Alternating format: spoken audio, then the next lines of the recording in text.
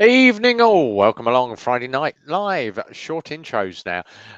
Yeah, we got rid of the 2 minute intro. We have having too much grief with the Asian channel that was obviously claiming copyright on the song. So claim copyright on Rev Bomb. Yeah, you can't do that. He's doing it to everybody. But evening everybody. Welcome along to EUK Biker. IB Charles. Lily's here. Evening Lily. She was in Exeter Riders stream last night. Andy GSA Tractor is here. And of course, Steve Slowbones is in the room. So welcome along, everybody. It's been a very long week at the garage.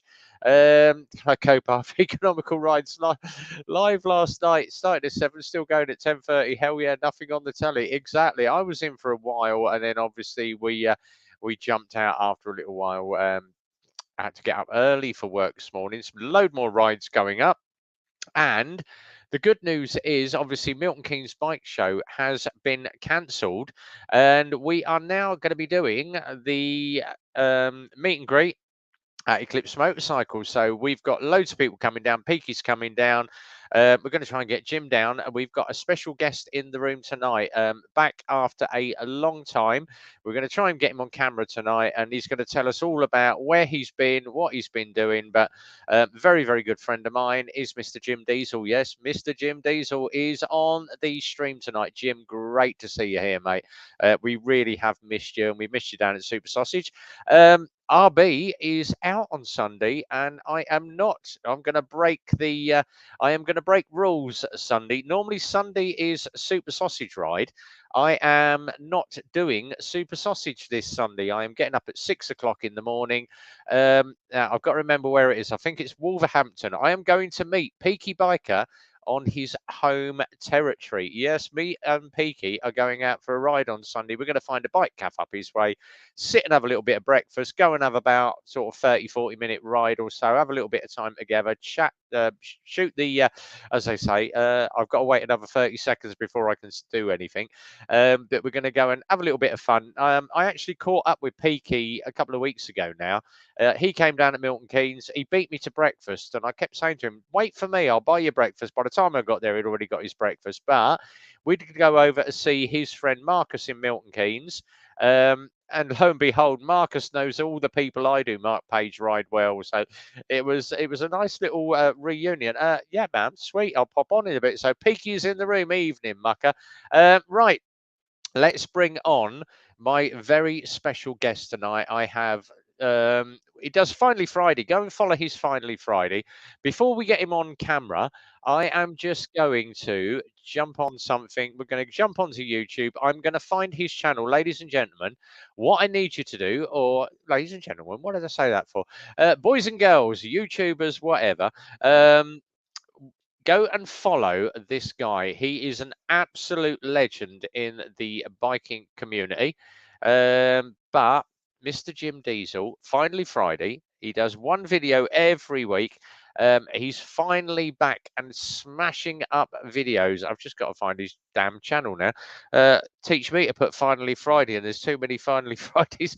Just put in Jim Diesel. You will find the channel. There we go. So this is the Jim Diesel channel. We are going to paste it up on the live stream tonight. What I suggest everybody that watches, and if you're watching this on the rerun, go and follow Jim's page. Now, he currently has 619 subscribers, 540 videos. He does a Finally Friday every week, and he's had some stick for today's one. He's put trans man in a van, tailgating an Audi. If you didn't know what a trans man is a guy that drives a transit. It's an old 1980s and 90s saying. What do you do? I'm a trans man. I drive a transit van, or otherwise known now as the white van man. But of course, political correctness, trans man also means something else.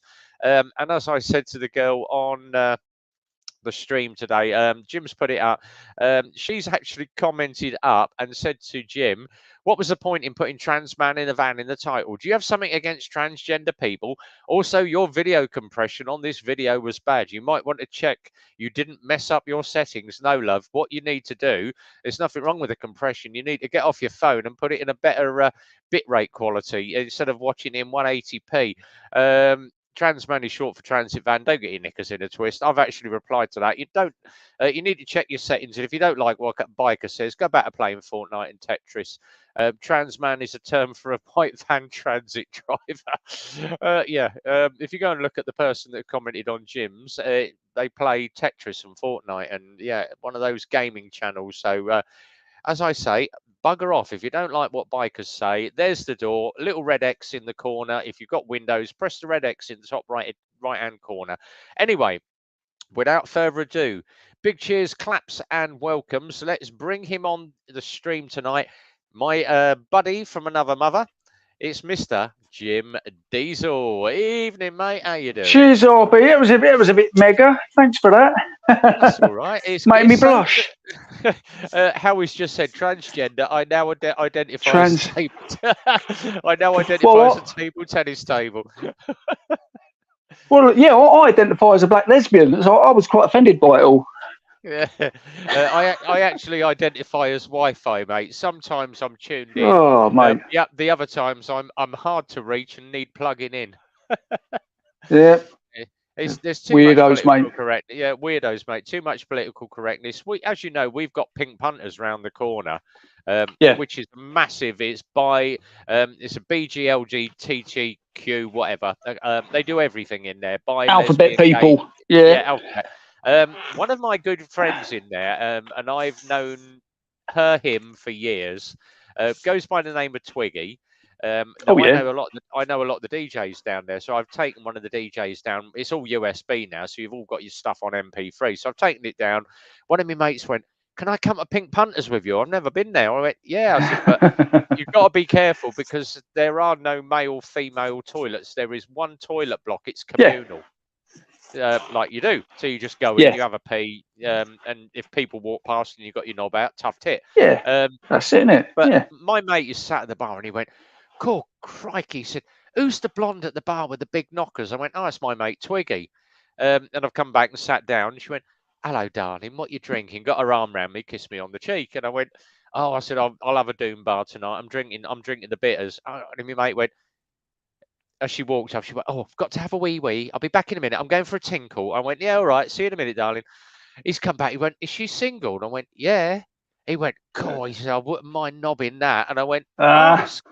And he, of course, she's come back, sat at the table, and I said, "Here, Twigs." I said, "He likes you." And she went, "Oh."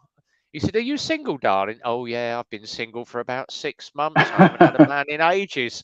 And I went, "Twigs, introduce yourself in your proper voice." And he went, "Why have I got to do that then?" My mate's face dropped a mile, and he went, "Oh." You got to be careful these days, ain't you? You know what I mean? You got to do the old Crocodile Dundee and check, haven't you? Yep, you got do the check. Yeah, do the check, but mate. You know, I wouldn't mind. I've got no problem. Yeah, I mean, I wouldn't mind. She's commented on my videos before because she wanted to know what 600cc bike to get. So, and I did do it tongue in cheek. You know, I put on it. I've deliberately put trans because I thought, let's see if we can get the woke brigade to react to it. Exactly. And they did. Yeah, they just. I like the passive aggressive second part of the message about me. Video, the compression rate. It was just like, fuck off. Yeah. I had one on, if anybody's seen I think Lily commented on it. I had 2 bellends on Sunday coming back from Super Sausage. First one car just cut me out. Just a little bit of just move over a bit, mate. Give me a bit of breathe. And I carried on. But it was the point where I come round the roundabout to come into the garage, and I'm literally 100 yards from the garage. Now, the woman's on the pavement. She's gone across the road and stopped the car from coming. But I'm coming round the roundabout, and I'm basically leant over into the roundabout, coming off, and she's in the middle on the hatch markings, waiting across the road. And as I've gone past, she went, "Oh, haven't you heard of give way?" And I went, "Why don't you fuck off? Get out of the road, you bellend." I had a cyclist comment. I've had a load of the Lycra Brigade jump on it, and one guy said, she was in the wrong. She shouldn't have crossed the road. Yeah. Another one was like, there was no need for you to F and call her out. I went, she called me out. Why don't you give way? And I went, if someone's going to call me out, I'm going to retaliate back. Too right as well. Don't like it. Yeah. What am I meant to do? Stop my GTR on the middle of a roundabout, put myself in danger so you can cross the road, love? No, you learnt a bloody... Instead of crossing the pavement, why not walk your bike across the road? No, she had to be sat on it and stop halfway across the road. And I'm like, called me out on it. And I'm like, no. But, you get those, you get the Lycra Brigade. Some are really good. My neighbour across the road here runs his own cycle shop. And he said the one thing that pees him off with cyclists, and he's a professional cyclist, going through red lights, going across zebra crossings when people are trying to, he said, or going down the inside of cars and trying to get down the pavement because there's no, the traffic stopped. Yeah. Why don't you filter? He said, motorcyclists aren't allowed to filter up the inside unless it's safe to do so. But you normally filter down the outside. And he was like, okay, fine. They need to bring in some type of legislation for them, don't they? I've always said, because I can't understand how they're... So if you've got an electric scooter, you have to have insurance for an electric scooter. And I can't understand, if you're going to share the road with other road users, you should have minimum, you should have to wear a helmet. Because I know you're doing 20, 30 miles. You could still, you bash your head. That's it. It's game over, isn't it? And they should have to have and they should have to they should have to pass a test to say they're fit enough to ride on the road. And then when they do, get a bib with like a registration number on their bib. So if they do stupid things, you can report them to the police or whatever. Because me yesterday for filtering. Yeah, you're not allowed to do that. I asked her to ask the copper in front. The copper. Yeah, a lot of people don't realise that you can on a motorcycle filter, and people seem to think you're just creeping in front. No, that's the idea. Why the other motorbikes to get in front. Peaky, you're looking good, Jim. Anyway, Jim. Yeah, cheers, Peaky. Start from the beginning. So we've obviously followed you since the accident. So just tell everybody about the accident. What happened? So what you've done, what you've had done. We've all followed you with the Soma and everything. But the show is yours for the evening, mate. I'm going to put you on. I can only stay on for about another 20 minutes because I've got to go pick up my daughter. But so the sketch was I was on duty at the time, so I was in a car with my mate. And I work in Suffolk, and we were going to a call, and we're going down the country lane. So we're doing under 60, and a US serviceman, airman, was on the wrong side of the road, and he hit our car. And we're still waiting for the telemetry on that, but he was doing between 60 and 70 miles an hour. So totally wiped us out. So. I've lost all my memory for the incident, so I've lost about 7 days of memory. So I can't remember anything from the day before to when they woke me up in hospital when I broke my arms in plaster. So I was conscious at the time. My mate saved life because no one knew where we were. So none of the radios worked in our car because at the time we were going to go and check on someone who'd been in a car accident, and. What happened? So I was conscious at the time. He was conscious. He broke both his legs. I broke, and he also broke his right elbow. He had the same fracture as me, open fracture in his right elbow. I had left arm, so I got like a Harry Potter wizard scar on this. So I've got plates in that wrist. I broke my right arm. Totally smashed that up. I've got a couple of plates in there. Right elbow was. Open fracture in that, dislocated, right shoulder, 7 ribs, torn spleen, laceration to my spleen, and when they got me to hospital, I had massive internal bleeding and stuff, so they had to cut me open, had to remove, I think it was 1.5 meters of my gut, so I've got like a stoma and an ileostomy. They've had to unplug me. My stomach, so they did that, and then they'd stick me on a bed. I was on a ventilator for about a week, and they had to pack out my stomach with stuff and keep it open, so to get all the blood. So so I'm glad I can't remember nothing. But my mate, bless his cotton socks, he had an open fracture with his right arm. He managed to crawl out of the driver's side of the car dialed 999, told him we'd been in an accident, and then gave the phone to the guy that we crashed, or the guy that crashed into us.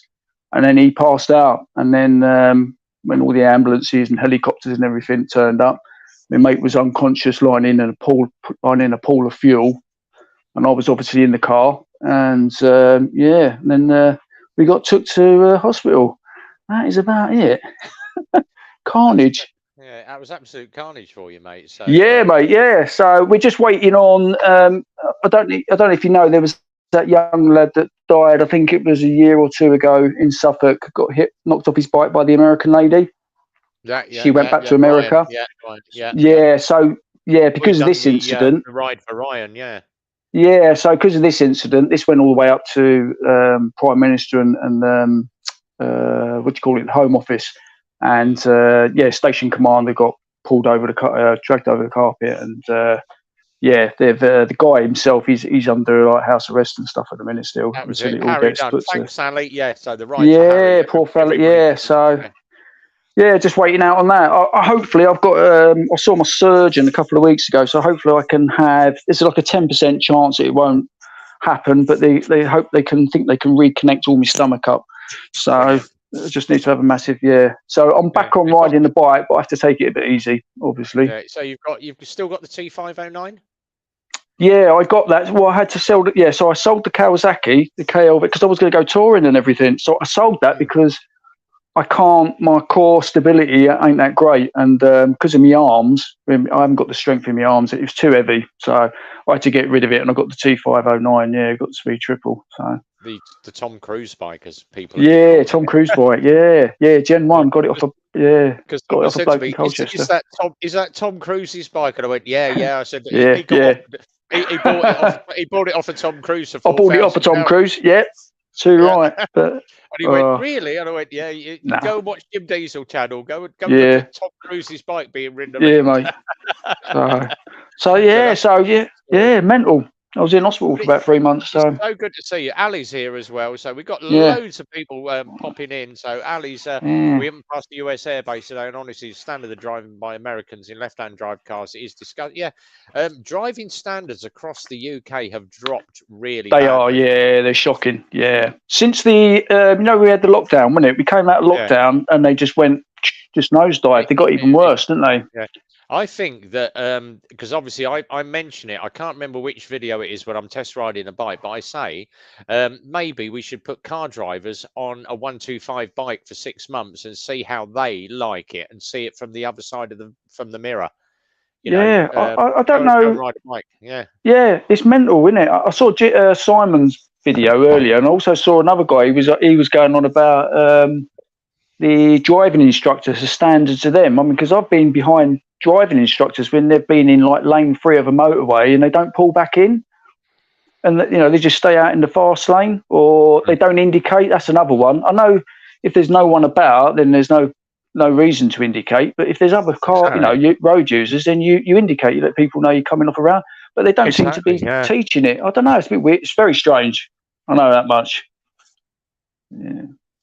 But it's a bit of a mad one, but it's good to see you're back on the bike. Yeah, I'm kind of like I'm slowly getting I can ride the bike for about an hour now. So as soon as I'm gonna give it about another week or two, I'll pop up to the Super Sausage when I'm a bit better.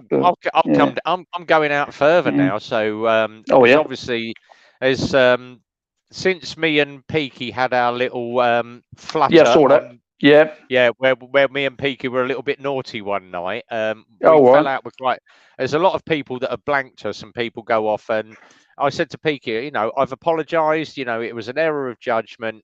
We said stuff we shouldn't have said, but it's water under the bridge. Fuck's sake, move on. It's done. We can't change the past. Let's just look to the future. But me and Peaky are still getting blanked. So me and Peaky actually went out and go and ride together now. I've got to the point now where I'm coming out of Super Sausage. I do my little bit on the way home back to the garage. And then I tend to turn the sat-nav off and just go. The last time I did it, I came out of Super Sausage and turned right. And I thought, right, let's go and ride. I rode for about 2.5 hours. Put my sat-nav back on. I'm like, where the hell am I? Because I was just finding country. Oh, this looks nice. Let's just go down this road. Turn left. Just do that. Yeah.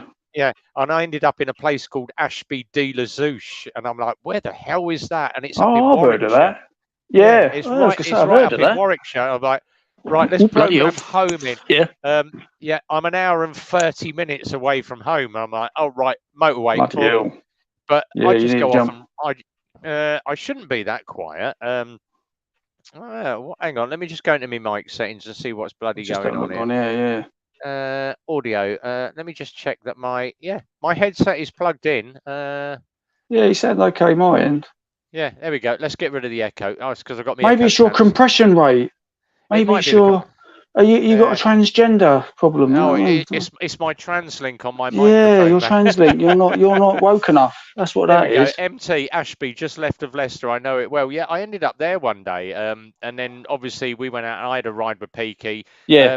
But I prefer to be off on my own, because the reason being that I haven't got to keep up with anybody and they haven't got to keep up with me, and I just like riding solo at the moment. It's just Yeah, me and the I bike. find that. Yeah, it clears my head, but obviously I'm going up to meet Peaky next, not this Sunday, but the following Sunday, so the 9th of July, should have Yes. been the Milton Keynes bike show. They have Yeah. cancelled the bike show, and we've spoke to Matt Cove, who was the organiser, Yeah. and Matt has just said basically the car park was going to cost him about £3,000 to hire for the day. Milton Bloody Keynes hell. Council charge an amazing amount of money. Yeah. Rev, turn your mic up for 4K and 60 frames a second. Yeah, that's it. Yeah. But obviously they cancelled the bike show. Yamaha, Kawasaki, all the big brands didn't want to get involved. Why should we advertise for just 2,000 people? So Oh, I right. said to Phil, I said maybe we should host it at the garage, put all the Yeah. marquees up. I've got a burger van organised. I've got a DJ organised. I've got the TikTokers coming down. So I've got Pips Jexer, the one and only ZZR, all the big TikTokers coming down. They've got like 10, 15,000 followers. But we're also doing the YouTubers, so we're going to have Peaky's coming down for it. Yeah. I think Simon GTR and Andy will probably show up as well. But we're going to do an open day at Eclipse, 10 till 4. On Sunday the 9th of July at the garage. I've got a food van, I've got music, we've got a toilet. Come down, meet us, see as someone said on the on my page, he said, oh, we get to see Rev in his natural environment. Yeah, you get to see me in my mechanic's gear for the day, and you get to see what the garage is like. We've not got the best looking garage in the world, but at the moment I am 2.5 weeks in front. People are phoning up. Oh, can I get a bike MOT? Well, did you book it in? Well, not for 2. You know, when do you need it? I need it tomorrow, mate. You've got absolutely no chance. We sent you a reminder a month ago, and you need to obviously get it in early. So I am absolutely out the door. I've got a Tiger 1250 in tomorrow for forks, and I've got a Harley in on Tuesday for a full service. So, and we've sold our little blue and white Harley. So that's blue and silver Harley. So that's all going out on the next week. And we've sold, I think, 18 bikes. So currently I'm prepping 18 new 125s to go out. So bike sales. Selling a lot of bikes, aren't you? We're selling a shed lot of bikes. They're flying out, aren't they? The Lex Motos, not so much now. The Lex Motos are dropping off, but we've taken on AJS. We've just taken on the AJS dealership. We are the only AJS dealer for 40 miles. So we've hit the niche market now. Yeah. Gus has just said, great to see you back, Jim. Looking so well. Cheers, He's looking good, yeah. But the WK bikes, we've done the Scrambler, we've done the SX. Andy wants another SX. I can't get SXs till the beginning of next week, but I've ordered 6 of the bloody things. Just waiting for them to come off the boat. But I've got a blue one reserved for Andy as soon as it gets off the boat. Yeah. The MXI, which is the big one, I'm selling shed loads of those. But our area rep, George, came in last week and he said, I've got a new one, the little 50cc Colt 125 that I'm giggling like a bloody lunatic riding. They've just done a 125 new version called the Maverick. And I went, oh, Top Gun then. And he went, no, it's called the Maverick. And I went, yeah, Top Gun. And he went, yeah, didn't get it. Yeah, he didn't get the joke. And I went, yeah, the Maverick. So I'm out riding that in the next couple of weeks. We've got one of them coming. And then he turned up last week. They've just released the DSR Scrambler. That thing is 1,669 quid for a 125. When you're on the road, it's less than £2,000 for a Scrambler. That's all right, isn't it? And when I messaged him, I said, "Oh, you need to do a bigger version of this." He said, "Oh, we've got the 250." And I went, "How much is a 250 version?" He went, "It's 2.5 grand." And I went, "And it's a scrambler." And he went, "Yeah, but it's an off-road one. If you want the road Yeah. legal, it's a little bit more money." That's good, But yeah. I mean, it's I bloody paid good price. prices like that back in well, late 80s, early 90s for me AR125. I'm pretty sure I paid that. Exactly. And the wife has got the ump with me, so she's gone to her mum's tonight. Oh, I have bought another bike. You bought another bike. What you bought? I have bought a 1982 KTM 2-stroke 420. Oh my god! It's a complete. I used to ride. Everybody that knows me, I used to ride for Team KTM when I was 15, 16. Yes. And I rode a KTM 420 2-stroker. I've been after one just to go and relive, as I say, a bucket list bike. I want to relive my childhood memories. I found a guy in Dorset that's got one. I have been haggling for 9 months to get this bike in. He wanted 3.5, and I said maximum I will go is 3. When you're ready to sell the bike, if you haven't sold it, come to me. I will give you 3 grand for the bike. And he went, all right. He approached me last week and said, I can't sell the bike. No one wants it because it's 1982 and it's a 2-stroker. Does it run? It runs all the time. I use it once a week just for pottering around the back field. Yeah. I'll have it. Has it got? Is it an off-road or is it? No, it's Green Lane. It's got a stoplight at the back. It's got a headlight and it's got a number plate. It's got no indicators, but it's a pure Green Lane 2-stroking bike. And I went, if you want it for 3 grand, I'm having it. So all right, get in there. So I bought it. Nice one. Oh, and now you're in the doghouse. Now I'm in the doghouse. Yeah, you're in the doghouse. Oh my god. I might have gone down a rabbit hole as well because I was watching the guy called the All Year Motorcyclist, and they're into their Royal Enfields. So he was on, tomorrow he was on Exeter's stream yesterday. Oh, was he? Yeah. So I'm going to go test ride. I'm going to go test ride the Classic 350 and a Lightning tomorrow. So I'm going to go see what they're all about because everybody raves about them. So yeah, I'm going to go see what what that is all about. Brilliant. I'm going to post up the StreamYard link one more time. If anyone wants to come and meet me and Jim in the stream, there we go. StreamYard link is up. Unfortunately, I'm gonna have to shoot Rev because I've got to go pick up my daughter. But but it was great to see you tonight. Thanks. It's got. I'm gonna try. I'll try and pop on more often now because I feel a hell of a lot better now. So because it was a time when I was like absolute baggage. But and your thing is on the 9th of July, isn't it? It's the 9th of July. You're very welcome. That's not this Sunday. Not next Sunday. Not this Sunday, but the following Sunday. Yeah, it's next Sunday, a week on Sunday. If you want to, obviously, we've advertised it, and the feedback so far, we've had 590 people saying that they are coming to the event. Oh my God! Because the garage will hold about 50 bikes. Next door will hold about 100. But it's going to be everybody's going to have to park in the street, chuck your bike in the street, or find the next street and walk down. I think it's going to blow up in our faces with too many bikes turning up, but we could be wrong. It'd be good if everyone does turn up, because remember that one we went to last year? What was that one we went down south? Andy was there. The Simon was there. Show, because Pulborough one, because I was expecting that to be a lot busier, but a lot of people didn't turn up, did they, for that one for some reason? But I have invited Mental Health Motorcycle to the event, so they're going to bring someone down with a bucket. If you want to donate a Mental Health Motorcycle, Peaky's coming down. I'm going to dump some cash in Peaky's hand. So rather than me donate it, I'm just going to chuck the cash in because I finally got my money back from Milton Keynes Bike Show because I paid 180 quid to hire the stand. But obviously they've refunded my money, so it's money that I don't need. It's sitting in a little tin over there, so Peaky can have that for his Scottish little soldiers. So that was be a good. Oh, that'd be cool. Yeah. So that, but I'm going to chuck that in Peaky's hand in cash, so he'll probably go and spend it on beer. I'm working so gutted. I can't go. Hope you film it. I will be filming it. We'll probably be doing lives all day. If it rains, you'll be Billy No Mates. Yeah, exactly. That was one hot day. Because obviously Andy was down on that one. That was great because we had all the. Yeah, it was a hot day. That was super hot. I remember the ride down. It was horrendous. but it was great fun. But StreamYard link is up, guys. If anyone wants to come on, jump on the StreamYard link, you're very welcome to do so. As Gus said, getting you ready for your BMW G. I am waiting. It's just finding time to get over to Wollaston to pick this bloody BMW up, because I am just flat out 6 days a week at the moment, and the only one day I get off is a Sunday to share with the wife, and I go off and ride the bike. So yeah. I'm in I bet a Foxtrot Oscar, mate. If I don't see you before, I'll see you next Friday.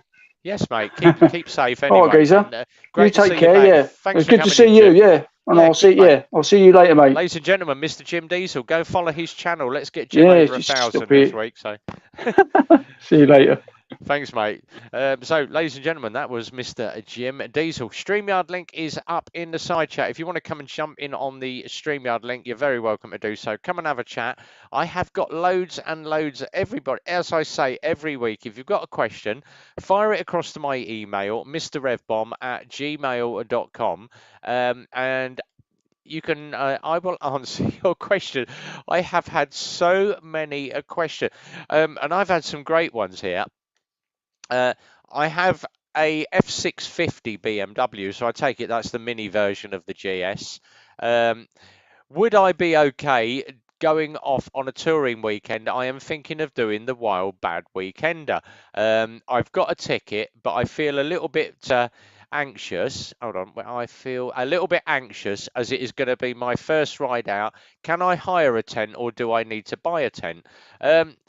People, now Peaky's just done the ABV festival, Adventure ABR festival. So hello, mate. How you doing? How you doing, mate? Hello. You're right. Yeah. So Peaky's just done the ABR festival. I think. Did you take your tent with you? Yeah. Yeah. So this guy's got an F650. He's booked himself Wild Bad Weekender, but it's his first time he's ever been out and camped. Advice now, if he is watching tonight, and I'm not going to mention his name, if you are going to do a Wild Bad Weekend or you're going touring, don't just stay in your tent and be Billy No Mates. Go out and chat to people. I know for a fact that probably Lockwood, Ayrshire Vlogster, probably Haggis Whisperer, Graham is going to probably be down there. There's going to be loads of people at these festivals. The easiest way is to go round and just chat to people. Same as I do at Super Sausage. I just go around. How you doing, mate? Nice bike, blah, blah, blah. Who are you? I'm Rev, blah, blah, blah. Once people recognise your face, they go, oh, yeah, oh, you're so-and-so, you're so-and-so. It's like when Peaky turns up at Super Sausage, oh, you're the guy with the dirty GS, aren't you? Usually I get, you're smaller than what I thought you would be. That's what I usually get. Yeah. So right, let's just see. Ray's Motor Life's in the room. Hey Ray, how you doing, buddy? I just walked in there. I seen you was on. Hello from East Tennessee. Ray's Motor Life does some brilliant live streams. If you haven't followed Ray's channel, Ray's Moto Life on YouTube, go and follow that channel. Andy just said you can hire a tent for the WW3. Yes, you can. Unfortunately, you can, I'm sure you've got to. It's when you initially book. Your slot kind of thing. All I'd say is, for me, what I'd say is, if you've never camped before, just take what you think you need. Do you know what I mean? It's worth taking the kitchen. Give me a quick second, because I've put my cigarette out in me. I had a crafty smoke upstairs, and I've tucked my ash in me. I've got to wash it out before I can have my bloody Shiraz. Give me a second. Just for me, I'd like, all I took was literally my tent, DOS bag, airbed, obviously something to blow me airbed up with. I took a pillar, and then everything else was just what I wanted. Do you know what I mean? I would take something like a trackie, like a trackie top and a set of trackie bottoms, just in case it's cold, that you can put in your DOS bag, that you can put on if it's cold overnight, at least then you can just chuck them on. It's also nice to get up of the morning and chuck your trackie on. Okay, Shiraz. Shiraz, I'm on the Shiraz. Just chuck your trackie on of the morning. Do you know what I mean? It's nice. And like, I don't know if there's showers on site, but if there is, take like a set of Crocs or a set of flip-flops, just so obviously you can go in the shows with your flip flops and you ain't got to start standing. I'm a bit fucking heebie-jeebie with shit like that, so I wear flip flops and I've got a set of Crocs, so I just walk around with a set of fucking Crocs on. Do you know what I mean? At least then easy to dry. MC, remember a lot of summer dresses and lipstick if you go. That's your type of camping, mate. That's not ours. Fucking hell. You know. So you're coming up then Sunday, are you, Rev? Yes, Wolverhampton, isn't it? If I'm right, yeah. Yeah. I'll send you my address in a bit. Yeah, it's only just north of Cannock anyway, so I'll probably do that in about an hour and a half, knowing the GTR. I shall foot it down all the way, as they say. Have you frozen, mate? Yeah. My internet shit, mate. I've got an house full at the minute. We've just been out for some food, got back, and all the kids are here. The two big ones are here. The boyfriends are here. So everybody's fucking smashing the Wi-Fi at the moment. Cut them off. Cut them off. But great. Yeah, but yeah. I'll probably get down the garage from leave here for 6, get down the garage for about 6:30 and get on the road early, and then I'll message you when I'm about 10 mile out, or when I'll pull in and just give you a quick bell. But it'll make a change. Yeah. Like I say, mate, you know, you can the cafe I'm going to take you to is about 40 minutes north from my house, but yeah, you know, it's a nice cafe. It's a big cafe. There's a lot of bikers go there. It's a bit like Super Sausage. There's a lot of bikers. That's all right. So I'll meet with you. I can do the 40-minute ride. Then I can just make my way home after. Yeah. So when we come back there, and once we eat then because we're on the A41, once we eat the M54, you can just carry on onto the M6M1. M6M1, yeah. It's easy, mate, honestly. Sit at 50 mile in the average speed camera section, yeah. I'm just gonna let everybody know now, because I've had quite a few messages off people about the bikes I'm putting up at the moment. So basically, I last weekend I was at the ABR festival and I put my bike in for a service on the Friday. So they said to me it's 420 quid for the service, which is a lot anyway. But I was like, yeah, sound right. And then I got there and there was like, right, all the gaskets on the engine needed changing. I was like, okay, then sound. That's 137 quid, for example, for the gaskets. And I was like, well, surely that's warranty, because all the engines I've took apart, you change the gaskets anyway. Do you know what I mean? He was like, no, it's not warranty gaskets, eh? So then what ended up from being 420 ended up to being 670. And then they said to me, basically, that the next time it's going to get in for service, they're going to do disc pads, and all the calipers need refreshing. And at 30,000 miles, it's the big service. Yeah. So that's £1,000. So I was just like, you know what? I ain't paying that. I ain't paying it. So now I'm at the point now where I'm just like, you know what? I'm quite happy now I've had a good 2 years on the BM, but I'll refuse to pay that kind of money just over BMW, just over fucking GS, because it just ain't worth it. It's just too expensive for me, to be honest. So it's amazing bike, but I just can't. I'm just not fucking spending that kind of money on a bike just for a fucking service, mate. Right, couple. I've got 3 more questions, and a couple of good ones here. If Ali's still in the room, here we are. Exeter's in. Good evening, buddy. Exeter rider, BMW on helping themselves piss take. Yeah, absolutely, mate. I'm looking at my first 125. Obviously, I want to. Let me go back into the email a minute. Let me just read it out in full, because otherwise I'm going to get confused. I remembered a little bit of it. Right. Hello, RB. Just a quick question for your Friday night live stream. I am 17 years old and looking at my first 125. I am going to be staying on bikes for most of my life. I do not like cars. Do I choose a really good 125 for my first bike and stay on it? Should I choose a 125 that is cheap and cheerful and progress to a bigger bike? Have been looking at the Lexmoto AJS WK range, but also looking at Honda and Yamaha. Do I spend the money on an expensive Honda, or do I go for a Lexmoto? really like the Iska and the Assault. Not too fussed about the sports bike LXR. I am not a sports bike rider.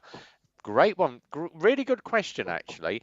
If you are looking, now Peaky will tell you this as well. He's done loads of bikes. If you're looking to stay on a 125 and that is all you want to ride for most of your life, you don't want to progress into bigger CC, go for a really good brand, Honda, Yamaha, Honda CB125F, well-known, renowned bike that everybody had a Honda CB125. Really reliable bike, and you're backed up by the Honda name, Yamaha, Suzuki even. Get yourself a good 125 if you intend to stay on that. Cheap and cheerful. If you want to go for something easy, buy yourself a Lexmoto, get yourself a WK, couple of grand. Lexmoto ZSB at the moment has dropped £130. They're doing that bike, including your registration tax, on the road fees, your prep, your PDI. The bike is £1,869. So when you actually go to buy the bike, with your on the road fees, you're paying 2,069 quid for the cheapest Lexmoto. What can you get for £2 these days in a 125? Nothing. The Lexmoto ZSB, cheap as cheerful, nice, cheap, cheerful bike. It will go forever if you maintain it. The next one up is the Iska. Now, Ali's had an Iska, and the Iska is probably one of the best bikes that Lexmoto do. I love the Iskas. Or you can step up, like Matt says, get yourself a Michigan, ride that for a few years, build it with no cables, work your way up. That's what Kira's going to do. EUK biker, cheap and cheerful, move up to a 400cc. Exactly that. There's two ways to do it. Buy an expensive one if you're staying on 125. If you're looking to move through the rankings, go 125, then go 400, then step up to a big bike. Do not do what one of our customers did, and I've told Peaky this story. I've told customers this so many times. Guy basically loved bikes, wanted to do his bike license, so he goes out, got a car license, goes out and does a DAS course. So this guy's done his DAS course. He's I think 32. This guy is in his 30s anyway. Done his DAS course and gone straight from that. And I thought, all right. And the guy's come in for his first MOT. And I said to him, how long you been riding? Oh, well, I've had my license 6 months. I passed me DAS 3 months ago. And this is my first bike. He bought a Ducati Multistrada as his first bike. Fucking hell. Yeah. And it came in for the MOT. I rolled it into the MOT bay, dropped the front wheel in, done the brake test, 120, and the front weight, I think, was about 140 kilos. And I normally hit the brakes as I drop into the rollers to check the brake before it goes in. So I've pulled forward in first gear. I've got 10 foot between the brake roller and the front wall of the MOT bay where the beam tester is. So I pulled through, gone for the back brake. There is no back brake. And I had to grab a big handful of front brake and stopped about 4 inches off the MOT wall, nearly went through the front wall. You got no front brake? Oh, no, you just have to pump it 3 times and it works. So he's got air in it. Yeah. I said to him, what did you do? I do my own servicing, so I know how to change the oil because I've watched YouTube on the Ducati Multistrada. And I went, all right. I decided to clean because the brake fluid looked yellow, so I thought it had to be clear. So I cleaned out the brake fluid because it was yellow. Okay, how did you do it? He said, well, I undone that little cap on the top where you put the fluid in and pulled out the rubber bung. Yeah. Down the back of the bike, there's this little nipple thing. So I put a bit of hose on it into a milk bottle and undone the nipple. And then I pumped the brake pedal till all the fluid disappeared. When there was no fluid in there, I topped it up and then pumped it again until all the fluid disappeared. And then I filled it up again, pumped it through. Hold on, bear with me a second. Hello. Hello. Yeah. On the phone. Yeah, so basically, I ain't paying a grand to have it fucking serviced, basically. Yeah. So he's on the phone to Pornhub because he's been collared. Right, I'm back. Sound. Oh, I love that. Right. So yeah, he'd bled the brakes. He'd introduced now they're a single brake bike, but you've got the Yeah. ABS pump on those. Yeah. We sent him to a company called On Your Bike, and On Your Bike in Aylesbury bled his brake lines up. It's a diagnostic bleed. You have to hook into the ABS diagnostics and make the pump manually pump the air out. So you can't just manually get air out of those lines. Hour and a half later, and 4 litres of brake fluid, they managed to get the last bit of air out of his ABS pump. And they said to him, "Do you realise how close you were to frying your ABS pump? It was red hot by the time we finished." And he went, "Oh, how much would that be for an ABS pump?" He said, "You're looking at £1,700 for the pump, probably about 4 hours to change all the brake lines and the ABS pump out and rebleed the system. We charged you 190 quid." And he kicked off. He went, "How much? I expected it to be about 60 quid. And they went, "No. Well, do you do your own servicing?" "Yeah."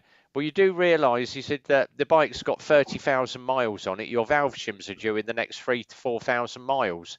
And he went, "Oh, can I do that myself?" "No, it's got to go to a Ducati dealer." And he went, "Oh, well, how much is that going to cost?" He said, "Could be anything between 600 to £1,000. "Oh, I'll sell the bike then." People don't realise, when you buy a bike, you don't just sit on it and ride the damn thing and put petrol in. You've got to maintain that all year. And I always say that put a budget of £2,000 a year on a big bike. You've got to look at about £2,000 a year into a big bike. I mean, if I'm going to go back now to what we was just on about that lad, or about that question. Should he buy a expensive 125 or a cheap 125? I think what he should do is buy a cheap 125, see if he likes riding.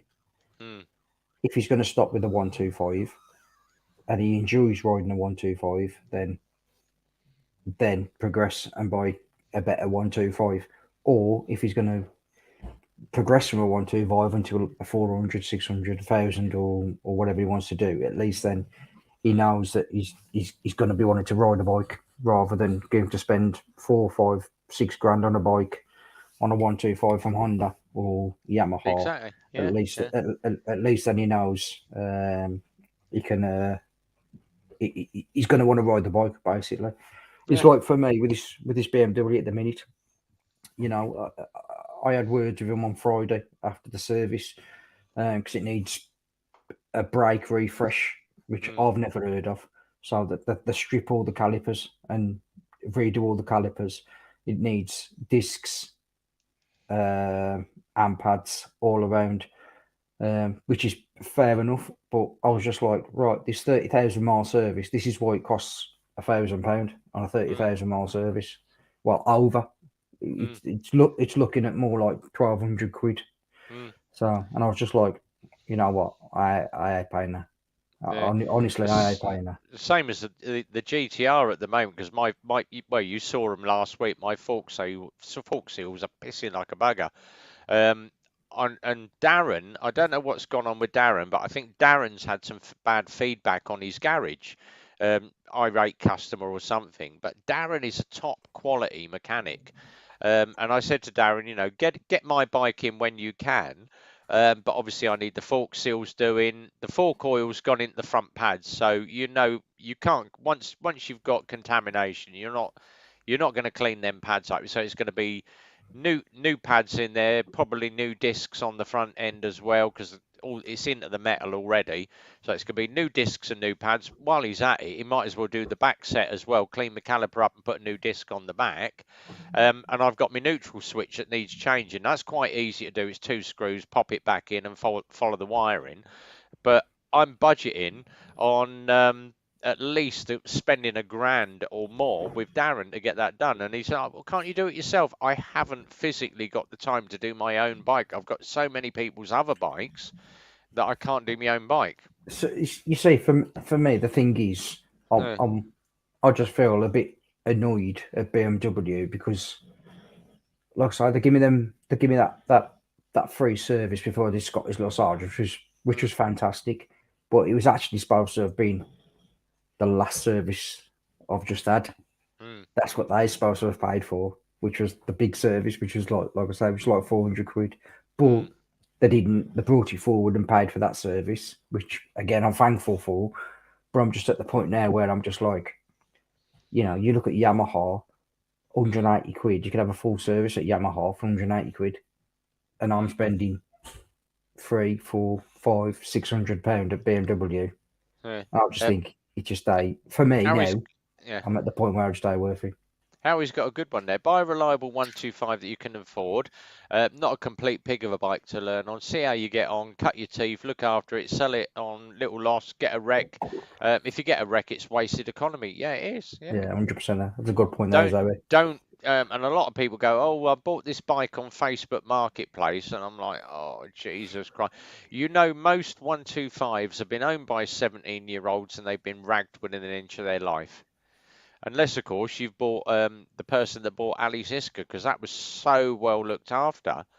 They got an absolute bargain with that bike. But yeah, no, I love riding. Don't mind what it is. Can't go fast in many, but 125 cheap to run and nice and light. Yeah. EUK just said what they charging you 400 and yeah. So basically, what they were saying was because you have to pull the side of the engine out and the tension all. The chains, because obviously in the BMW there's loads of little chains everywhere, basically. So they have to retighten all that, which is fair enough. I understood that when I bought the bike. I totally did. But what I did expect was to be quoted 420 quid, and then you get there and they've not called you, they've not explained what they've done, and then your bill's 640 quid. That's what I don't agree with. And it's like a priceless economy there. They just keep every time I've spent nearly £2,000 in 19 months in servicing. Do you know what I mean? That's like the if that's once every 2 years or once every 3 years. And the other thing that annoyed me is I had a conversation with Ewan McGregor and Charlie Boardman. They did the long way round and the long way down on BMWs. So how did they do that? Having to have a service every 6,000 miles on an adventure bike. Exactly, yeah. See, you can't do it. You can't do it. You look at any other bike, mate. Sorry to cut in. You look at any other bike, mate, and it's 10,000, 12,000 miles. A BMW is 6,000 miles, and that's an adventure bike. An adventure bike, 6,000 miles. I'm doing 6,000 miles in 3 months. It's 4 months. I've done 24,000 miles in 19 months. That's a lot of mileage. It's just a lot of money to keep spending on servicing. A lot of money. Yeah. Just to have that stamp in the book. And I'm just at the point now where I've had enough of it. There was obviously, I don't know how garages can get away with it, but you obviously book your service and they say to you 420 quid. And then you rock up and they go, oh yeah, but we've had to do this. Your bill's gone up to £700. That is actually breaking the law. They have to notify you of every price change. Like when we get a customer in, your service is £109.50 on a 125, and then I'll be working through the bike and oh crap, the front brake pads are out. We'll give him a call and go, you do realise your front brake pads are out? And he went, oh, how close are they? Bloody close. You're going to be on the metal in the next week or so. I would suggest changing your pads. I can do it today if I've got time, but it is going to be, this is the labour, this is the price, it's going to bring your bill up to this. Do you want to rebook the job and I'll quote you for the brakes to redo it another day? Or do you want me to do them today? This is how much your bill is going to be today. And most people go, oh, right, it's another 105 quid or something. So the labour and the pads to do it. Oh yeah, just crack on and do it. Right, well this is what your revised bill is. I'm going to send you a text. Just reply to the text, your revised bill, and we just send a text, your revised bill for today, including blah, just blah, for confirmation, just to say just to say and we've got it in writing.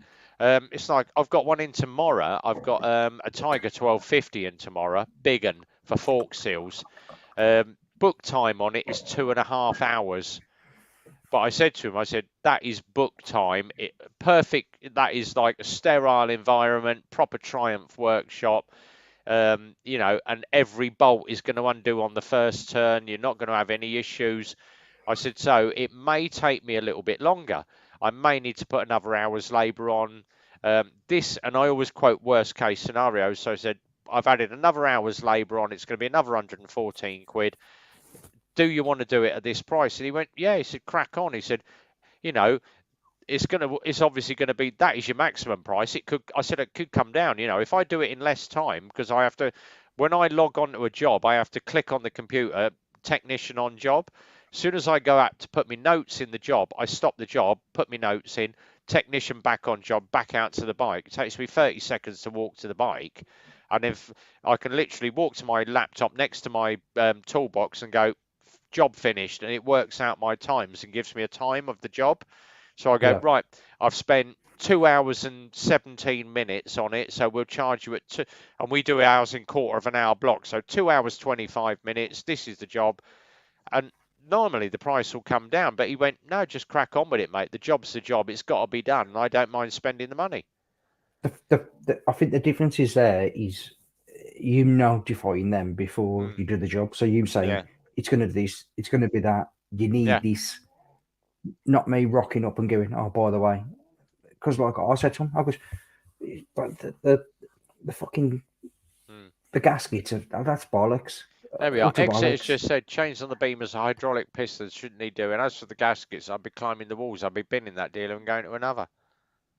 Mate, I'm just done with it, to be honest. Like I say, the 30,000 mile service is $1,000. Well, it's more than $1,000. It's $1,000 without all the rest of the fucking shit they're going to put on. So I'm just fucking done with it, if I'm being honest. I'm looking at Evening, Gordon. I'm looking at at the MV Augusta or the Turismo 800, but I actually really fancy the new Tracer GT 900 Plus with the radar at the front. Me and Marcus had a when we get touring, we swap bikes, and that's what we all do. We all have half a day on their bike, half a day on their bike, half a day on their bike. Do you know what I mean? So it's quite nice because when somebody buys a new bike, we're all having a bit of a ride on the new bike kind of thing. But yeah, I'm for me now. I'm just done with that BM. I've lost the love for it now because of what's happened with the dealership, and I'm just over it all now. To be honest, with the BMW, I won't have another BMW. Like I say, when you look at Kawasaki, Yamaha, you know what I mean, a full service is like 180 quid. That's a full service, and you just like, it's half the price, and that's like 12,000 mile, 15,000 mile. It's like 6,000 mile. So, if I pay, £300-400 a year for a service because of the amount of miles that I do, I don't mind that. Not £1,000 a year for servicing. That's it's taking the mick a little bit, isn't it? Yeah, it's just taking the mick. Quick one. Obviously, I'm just going to mention last night Exeter Rider. If you haven't seen Exeter Rider's live stream from yesterday, what an amazing show that! It was shit. Oh. It was like watching paint dry, wasn't it? Yeah. It was very, very good show last night. You can tell why Exeter's got them high YouTube. I've got 12,000. Yeah, all right. It was his mate, wasn't it? It was his mate who did the live. Yeah, it was very, very good. He did well for his first live. He did very, very well. It was, and he just said I fell asleep. It was very, very good. We couldn't figure out if it was Jason Statham and his son or if it was Sean Connery and his son. It was bald night, wasn't it? It's a bit like tonight, me and Peaky, yeah. I've accepted mine now, Rev. Yeah, I know. I've got a little bit left. I've just got. Mate, keep it. Someone said to me, what was it the other day? I was bending over one of the bikes, and someone said to me, "Jesus Christ!" He said, "Is it like robbing a Sherlock in here?" I went, "Why is that?" He said, "Because you look like bloody Friar Tuck with that ring on top." I'm like, "Shut up!" I'm gonna smack you in a minute. Don't watch it. Total crap. Yeah, it was Exeter. It was really good. It was really good. To be fair, and I'm going to call Steve Yeah. out now. So, to be fair, it was probably one of the only lives that you'll see Exeter being Steve, not Yeah. Exeter rider. Not Exeter. Yeah. Steve was himself So last night. if you want to see, I mean, obviously we met up at the bike show, and when we met up on that Friday, I'd been on the hammer all day. You'd So been when I over met it, him, yeah. mate, There's I'll give nothing him normal there, is it? I'll give him my whole life story. But yeah, but it was nice. Him and his mate, Yeah. and we sat there, mate, and we had a few beers, had a chat, and it did feel awkward, and Yeah. because sometimes you meet some people, well, you meet Oh, somebody and you get that awkward silence, and you're just like, yeah. fucking hell. Yeah. But we sat there, and it was. He's not the You know missing what I mean? dick flyer, is he? No, it was mate, honestly, he's a proper nice bloke. Like, do you know what I mean? Yeah. Hats up to him Yeah. because I understand now. I understand more now that he's the difference between him and his channel. Yeah. And there is a difference between him and his channel, Yeah. which now I kind of appreciate a little bit more now because he's doing that really well. If you're doing it sort of as a commercial side, if you're sort of selling Exeter Rider as the vlogger, you have to be very, very careful of what you do there. But then obviously your private life is totally different. Yeah. Whereas with me, I don't give a shit what I say. I slate stuff left, right, and centre, and some of the stuff that I say on the live streams, or effing and jeffing, or even on my test rides, and I'm like, I slag. What was it? I went to town on one of the Lex Motos. It was the LSZ. Because they released the LSN, which was like, I said, LSN is going to be the MT killer. It's going to rank all over the MT125. It's a great. And then they went, oh, we'll send you the LSZ. And I went, yeah. And they sent me the LSZ. I have never ridden a more uncomfortable, nasty, horrible piece of Chinese crap in my life. And people went, oh God, is it not a good bike? No, it's a great bike, but if you're over 5'10" and you've got long legs, it's bloody uncomfortable. It's like trying to sit on a child's bicycle. Yeah. And people didn't realise it for that. They thought Lex Moto jumped all over me. Said, "Oh, you've slagged the bike off." No, it's a personal opinion. It was just uncomfortable for me. I got off it and I'd got blisters on my coccyx where that seat, the back of the seat row, was rubbing against my backside for 10 miles, and I went. It was just bloody uncomfortable. And then some guy commented, he went, yeah, he said, I'm 6'2", bought this, wish I'd bought the LSN. Yeah, all right. I bought it off the picture. You should always sit on a bike and try. You've got to sit on it. You've got to test ride it at least. Yeah, you've got to test ride it, sit on it. But he traded it in and got the LSN. It cost him sort of 500 quid difference to get the LSN. But he loves the LSN. And then another guy went, well, I'm 5'4". He said, I'm slightly height challenged. And I love the bike because it's really comfortable for me. As I say, sit on the bloody bike. I've always wanted to have the Harley Night Rod. I will never own one, but it is my ideal bike. But when you actually sit on a Night Rod, the bloody angle, you're like this. You're thinking, Jesus Christ, it's really. But the bike looks lovely. I love the Night Rods. That Harley that we've got in our garage, it's 11 grand. And I took it to Super Sausage. Oh my God, I have never had so much fun on a Harley. But I got back, parked it up in the garage, and for 2 days I had tinnitus in my ears. And everyone said to me, you should have wore earplugs. It was just too bloody loud. See you later, Gus. See you later, Yeah, Gus. see you later, Cuss. Yeah, take care, buddy. Won't see you at Sausage on Sunday because obviously I'm. See you later. Yeah, I'm out with Cheers, Peaky on Walker. Sunday. Man. Take care, Pete. Take care, Exeter. Got to get me lad now. Cheers. Keep up the good work. EUK. We'll see about my knees touch my elbows and he wants to go even all like his sport. Yeah. Mate, they've give a lad at work. So he's took his F. I think he's got an F850. I think he's got. So he's took the BMW back into BMW to get fixed, and they've given him as a courtesy bike 1,000 RR as a courtesy bike. Oh Jesus Christ! So he bought that in Thursday morning. So I was like, I've got to go. I've got to go have a blast on that. Like, do you know what I mean? So basically I just said to him, I says to Aid, I says, "Gives the keys," because I'm trying to get around the car park. He was like, "Yeah, they can't." Then saying up, and then he stood there and he was like, "Why you got your helmet?" So I rolled up to the gates. Off I went. Come back. Literally, I reckon 10 minutes, mate. I was in. Mate, my shoulders were hurting, my fucking wrists were hurting. I got cramp in my hips. Yeah, My knees yeah, were yeah. hurting. I was like, fucking, how the fuck did I ride one of these for 2 years? Like, oh. But yeah, you know, it's so uncomfortable. But I do think that if that's all you're riding, your body gets used to that position where I'm at the point I am now. Like I've got pins and plates in my wrists, my back, my hips, my legs, so I can't get in that position now to tuck in. But that's why I've got one of them bikes where you just sit up and beg, basically. But Yeah, both ride granddad bikes, as they call them.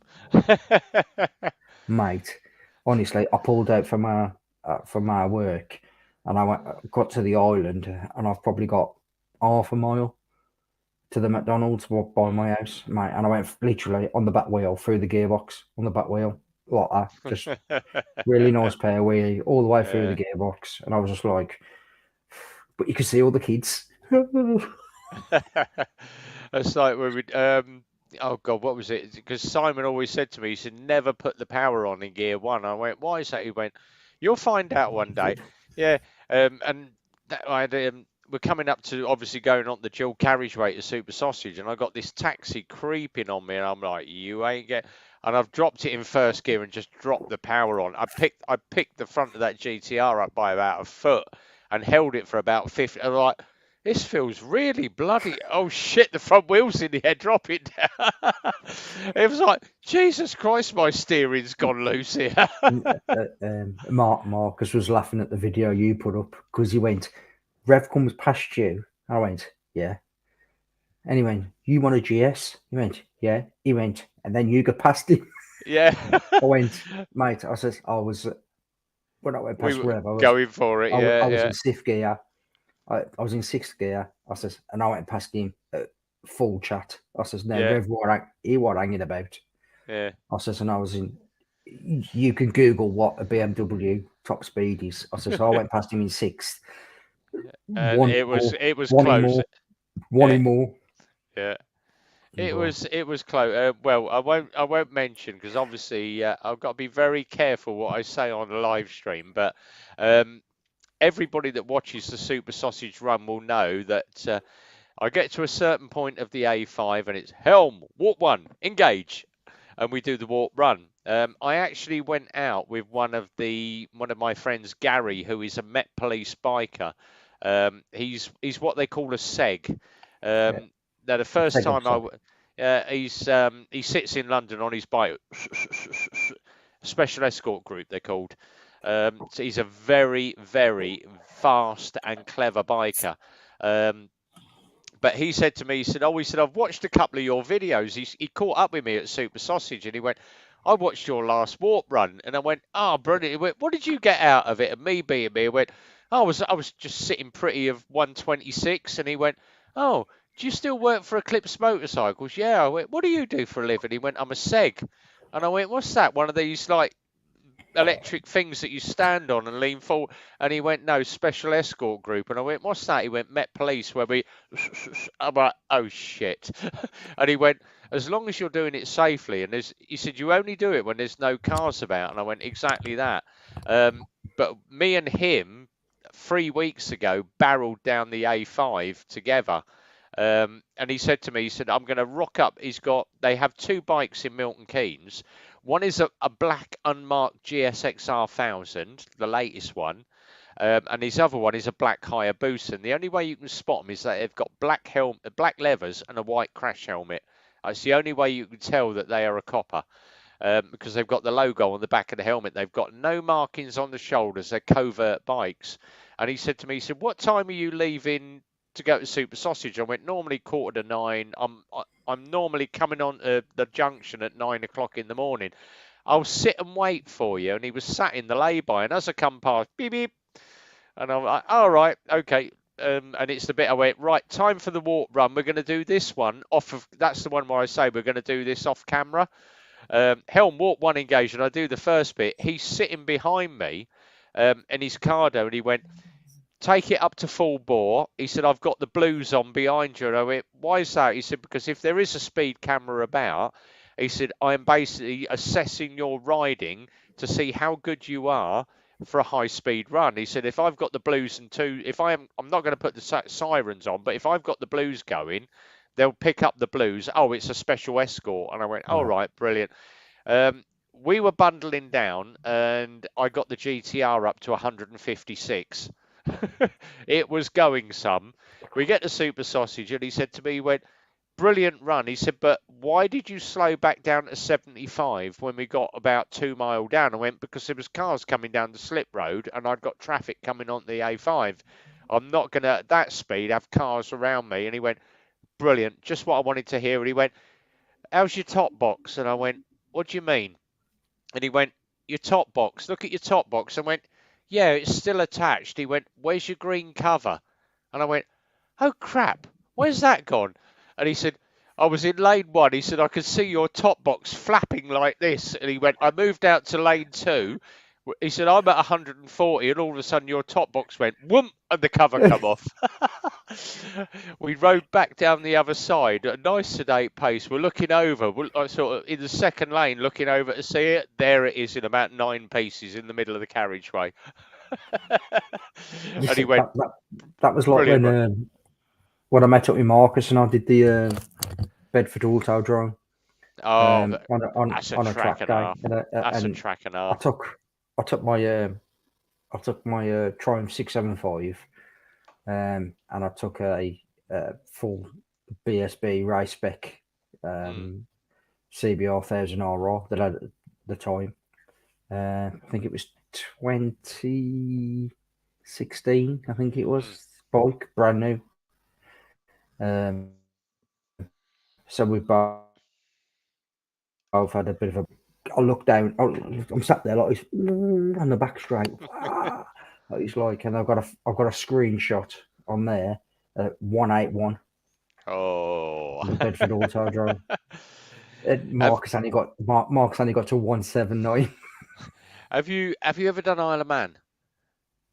I've done the Manx, so I've done the small Isle of Man. I've not done the big Isle of Man. I've done the small Isle of Man. I've done it once. Done the Gold Cup as well. I took the was it the ZX7 when I first got the ZX7, and everyone said, "Oh, are you coming up to do the Isle of Man with us? We're going to go and watch TT." And I went, "Do you know what? It was just before COVID." I went, "Yeah, I'll come up for it."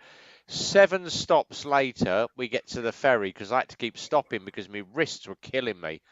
And we got out. We stayed in this little hotel right on the corner of one of the main bends. And my mate went, "Oh, you know what Sunday is?" And I went, "What's that?" He said, "It's basically Mad Sunday." And I went, "What's that?" He said, "You can hammer around. They time you out the gate, and you can basically get your lap time going out the gate." And I went, "Well, now they've stopped that. So the mounting now, from one side of the mountain to the other side now is." So that's why they stopped Mad Sunday, basically. So now you can do that at any point during the TT. Yeah. You can do that at any point whatsoever. Because they used to just open that section up at Mad Sunday. Yeah. So that's when that's when all the crashes was all the fucking deaths and everything else. But when I went round, the guy said to me, he said, "Right," he said, "we'll time you out the thing. Off you go, boom." And they was just sending everybody out on the Mad Sunday. So I've gone round the track, come back, and I went, How did I do? Come on, give me my time." And he went, "Oh," he said, "you didn't do bad." He said, "You were, you were 45 seconds slower than the last place biker." Okay, that's not bad. And I went, 45 seconds, is that good or is that bad? He went, "It's crap actually." He said, "But you've got an average speed of about 95 miles an hour." And I went, "That's not bad. How many times have you ridden the course?" And I went, "Just the once." And he went, Yeah, he said, "What's all that green in your bike?" And that was the hedge at Cragnivara. So I cut the corner too bad and took the hedge out. But that was good. Right, we're waiting for Peaky. Neighbours are having dinner. That's all right. We go for a fag. Lily, go. Yeah, exactly. But Mad Sunday. That's the first and only time that I have ridden the Isle of Man course. But what an amazing course that was. And it's just a shame that they've obviously the amount of deaths that have happened on the Isle of Man. But it is a thing every time, and I always say to my wife every time I throw my leg over that bike. You know, you never know what is going to happen with the car driver. Is it going to be your last time? You know, are you going to return from that ride? Which is why I always say to you, love you, see you later. Peaky will tell you, and I'll wait for Peaky to come back. He's back. He's had his week. I was just saying, obviously Mad Sunday, but being a biker, and my missus absolutely detests motorcycles. She'll never ever be on the back. She'll never ride with me, but she knows it is my passion. But I always say to her she always says to me, "Go before you ride. I love you. Please be safe." And I always say to her, "You never know. Throwing your leg over that bike, could it be your last ride? Because you never know what a car driver is going to do." So I always say to her, "Love you. Might see you," and I always say to her, "I might see you later." And she went, "Well, you're going to see me later. I never know what's going to happen when I'm out on the bike. Until I message you, I'm on the way home." And she's like, "Yeah." I said, always be prepared for that, because there is going to be one day. It may never happen, but there may be that one time where someone will call you and your husband's had an accident, he's dead, or he's in hospital. So be prepared for that. And she accepts it. You know, she hates bikes, but she accepts it. And that is the one thing that you're going to get every time you throw your leg over a bike. I've said to my kids, if I ever get to the stage where I'm a fucking dribbling mess, put me on a bike, fill the tank up, tap me on the back of the head, slap me on the arse, and off you go. Just send me off. Just send me off. But she said to me, she went, "You're like Tom Cruise in." What was it? You're just like Tom Cruise in Top Gun. I went, "What?" She went, like Tom Cruise in Top Gun. "I don't look nothing like Tom Cruise in Top Gun." But she said to me, "You're just like Tom Cruise in Top Gun." I went, "Why is that?" She said, "The saying, because you would always want to go out 200 miles an hour, your hair on fire." And I went, "Yeah, exactly that." Yeah. She went, "You wouldn't be happy if you just like." She said, "There's two yous," and I went, "What's that?" She went, "Basically a vegetable dying in his bed." But that. So I had that when I was racing. So you have something called, some of you guys might know, but Mrs. Stillman, that's why I dropped the GSA on her. It's like drop the GSA on her. She wants to be thankful you don't fucking fall on her. You probably way more than Exactly. Jesus GSA. Christ, he'd push her into the mattress, wouldn't he? Yeah, so you have something called a recovery plan. So, and they basically you tick boxes to say whether you get resuscitated and stuff like that. It's a bit fucking morbid, I know, but yeah. So, and I was just like, no, I don't want to be resuscitated. If I'm dead, I'm dead. Don't fucking resuscitate me, because I don't want to be here being a fucking Mongol, or being not a Mongol, being disabled or getting fed through a tube or all the rest of it. So I'd prefer not to be like that. Do you know what I mean? I prefer not to be here. Yeah, it's difficult for my family, but they'll get over it. Exactly. Yeah. Same here, mate. Same here. You know, we've done the same shit different years, and well, we've you know, well, I've seen stuff that'll make your hair curl. You know, mine's gone now. You've seen stuff that make your hair curl, and yours just fell out. You know. You think the Falklands was bad? Peaky, what was yours? Balkans, wasn't it? And it's like, oh yeah, Jesus. So I've done 3 tours of Ireland, so far more. So, you know, Balkans. Fucking Andy GSA tractor. Nobody wants to resuscitate Pig because he's fucking ginger. Fucking hell. It says fucking tombstone teeth. Have you seen his teeth? They look like they look like some Fraggle Rock. Fuck. Let the music play. Worries for another day. Oh man, but yeah, you know, it's just one of them. You know, we've all done our bit. Yeah. You know, See, not- Peaky's got his flag in the background. I'm loving that. I love that flag in the background. I'm Uh, I'm in the Mine. I'm gonna spoil it for you now. So I'm Go actually on. in the process of having one made for you, Rev, at the moment. Oh yeah. My So beret is right up on the end. That one there. That's my signals beret. I thought it was on If, that one with the fucking your berry was on the bloke with his fucking top off. hang on. Look at the state of this berry, mate. It looks like he's fucking shaved it on a fucking pancake. Because someone said to me, he said that's not your beret. You buy hats on eBay, and I went, really? And he went, yeah. He said, because you buy all your bike hats on eBay. I went, quickest way you can spot someone military is that they've got their last four numbers in the bottom of their cap. 3105. I've just been speaking to we've just been for food, but I've just been speaking to a harmless lad because You cheeky bastard, Andy. I bet he got it from a boot sale. I've just been speaking to because I do a lot with harmless people as well. Yeah. But I've just been speaking to a harmless lad, and I was just like, "You all right? Have you got warm kit and this that?" And he was like, "Yeah, the only problem is I've had nothing to eat all day." And I says, "Okay, then sound." I says, "I'm going to give you a tenner. You need to now walk into that place because it's like a Hollywood Bowl kind of place." I said, "So you need to go into there now, order some food, and when I come out from having my food, I want to see you eating." I says, if they kick you out, because I'm sat at the window there, not the window, I'll come out and I'll order your food for you. I says, but I'm trusting you now to go and get some fucking food. And I give him the tenner. And I sat there eating my dinner, and all my kids, them really nice towards harmless people. Do you know what I mean? That they are kind of nasty towards them and nothing like that.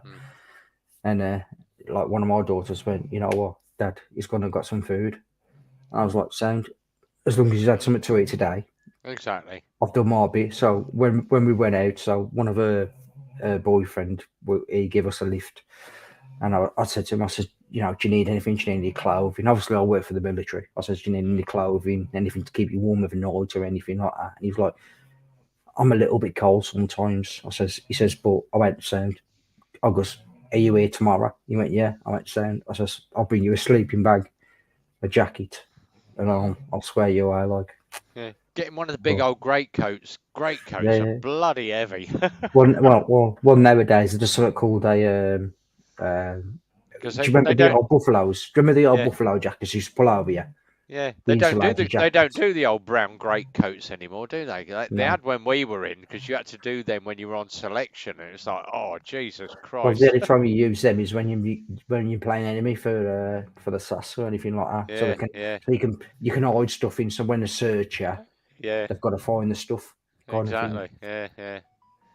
But I was, for anybody that knew what I do, I was known as a scaly back.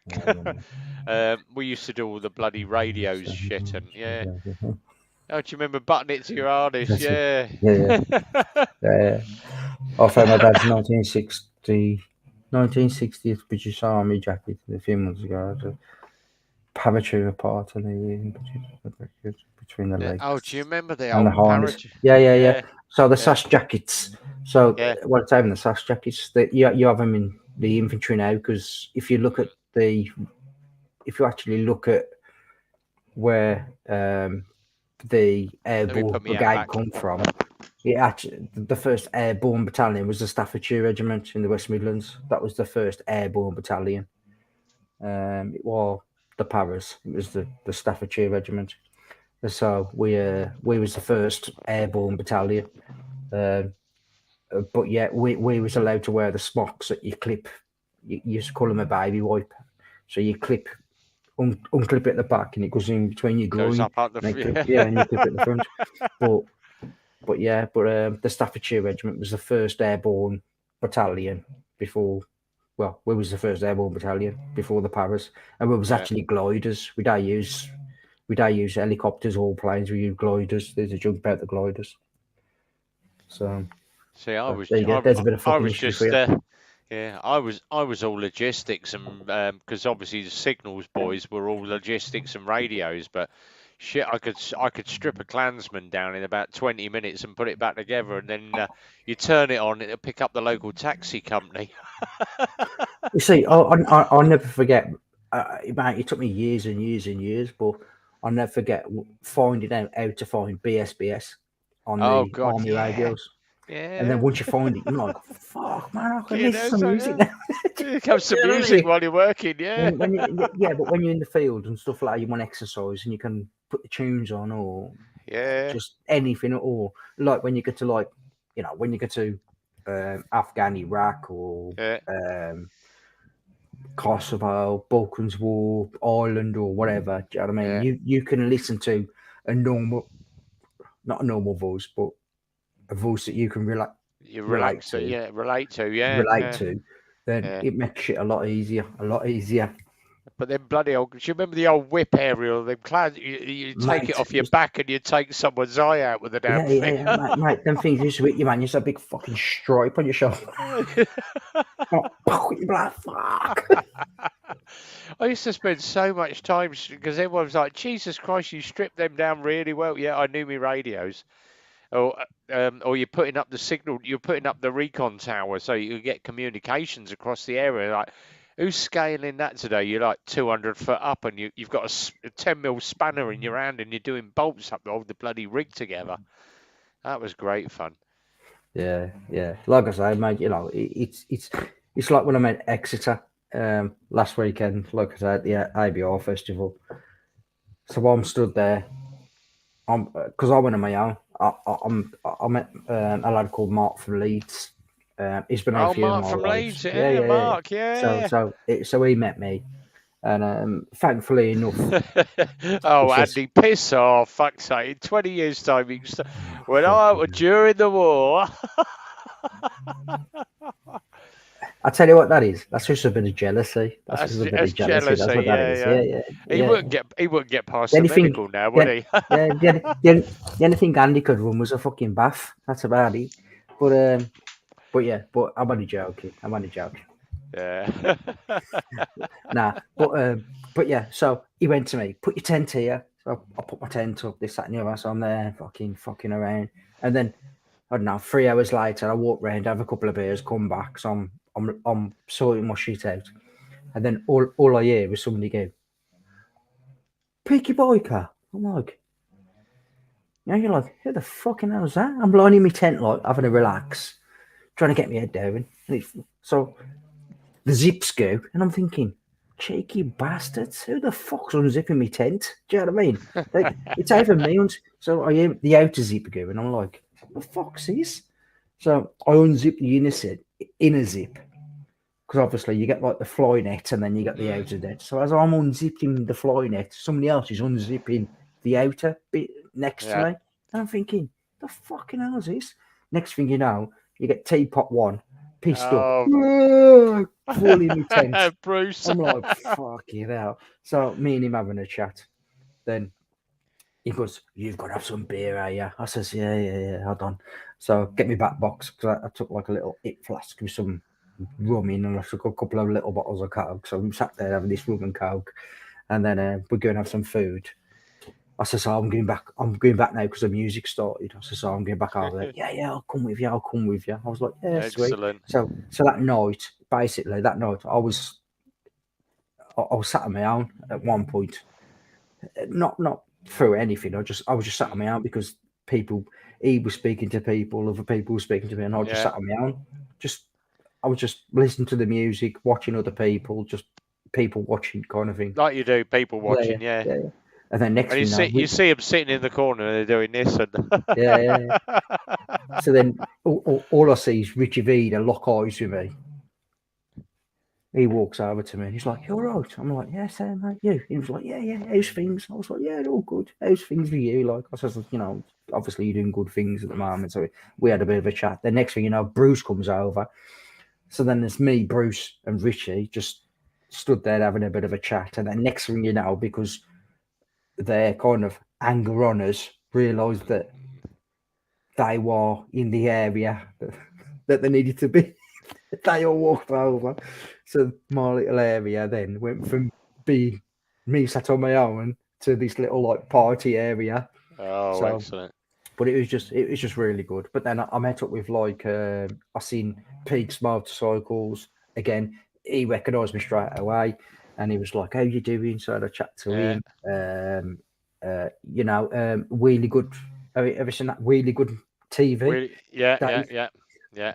He collared me, so Oh, he bloody saw hell. me because I had a t-shirt on. He was like, "Fucking, how you doing, mate?" I was like, "How you doing?" Yeah, It's I when don't you even go out recognise and the him. people spot you, because Yeah, I yeah. get it at Super Sausage. People go, "Oh, I had one last Sunday." And he walked out and he went, "I was out with Slow Bones with Steve, and we brought a guy from the garage, John, first ride out." And he said to me, "Oh, we said, how are we doing?"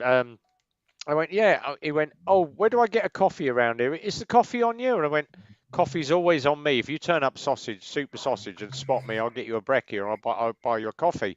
And he went, "Oh, I couldn't have a bacon roll and a cup of tea." Good. I went, "Go to the tea hut, speak to the girls in there." I said, "Just tell them to put it on my tab at the end of the day." And he went, "Oh, cheers, mate." Off he went and got his bacon roll. He said, "Oh, I'm going to have a walk around the car park. I'll catch up with you later." I went, "Yeah, enjoy your brekkie."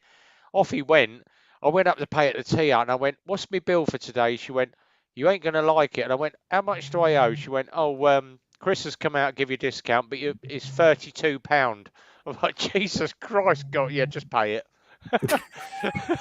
I'm like, "Jesus Christ, how many bloody sausage rolls?" And she went, "Everyone's coming up and saying, 'Oh, RB's.'" I'm like, "No, make sure you ask me to wave next time." People are like taking the piss now. 32 bloody quid I spent last week.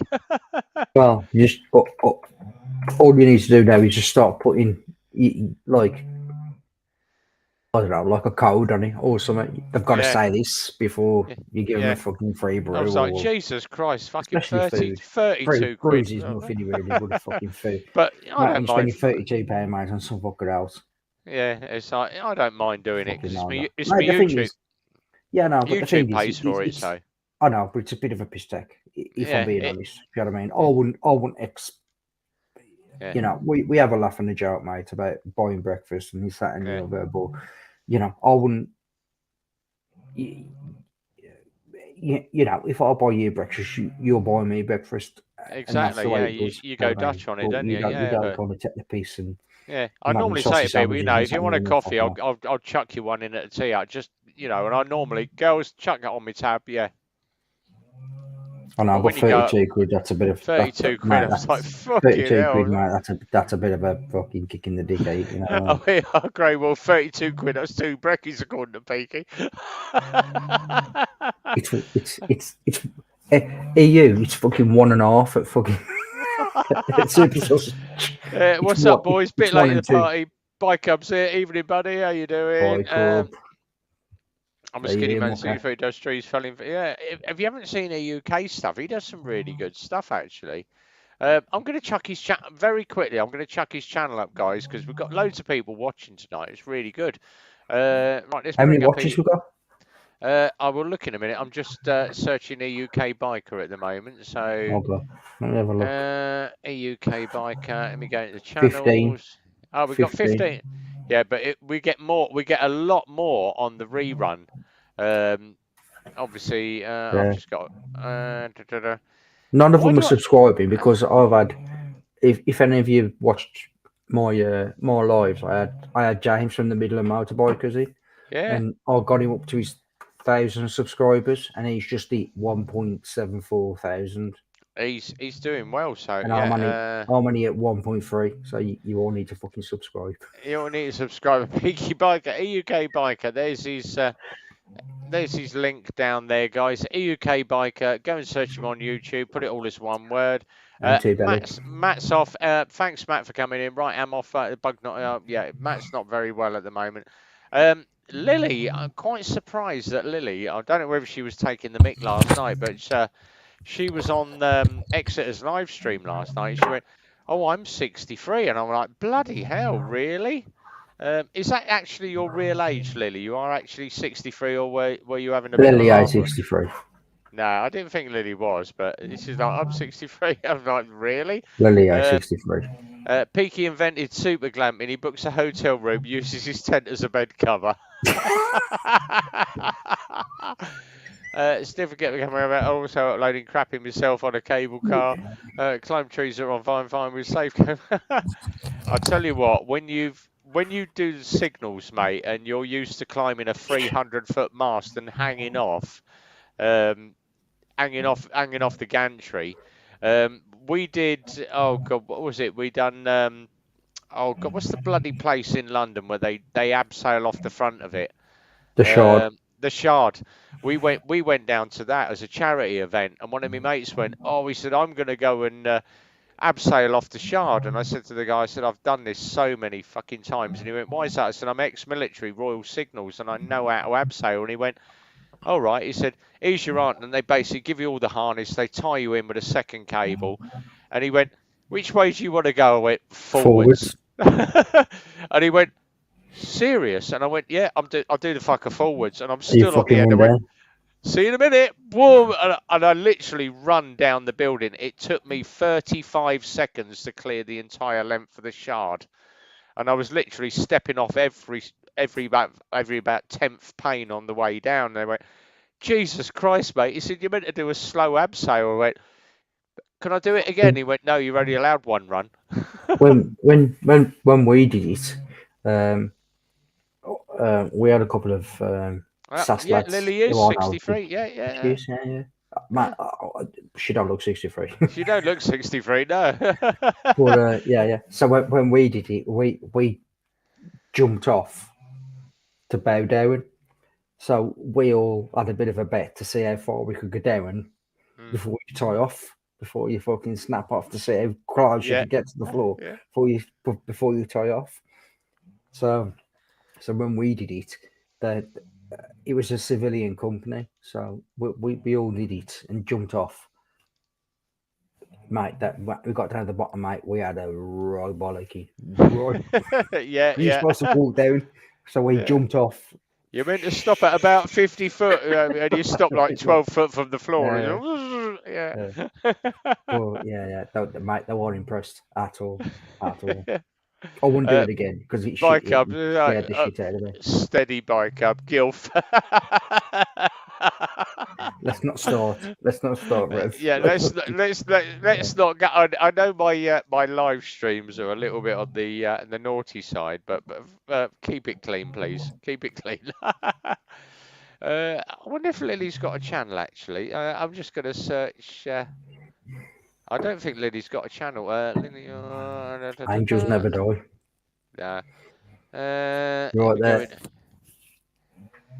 Let me go into channels.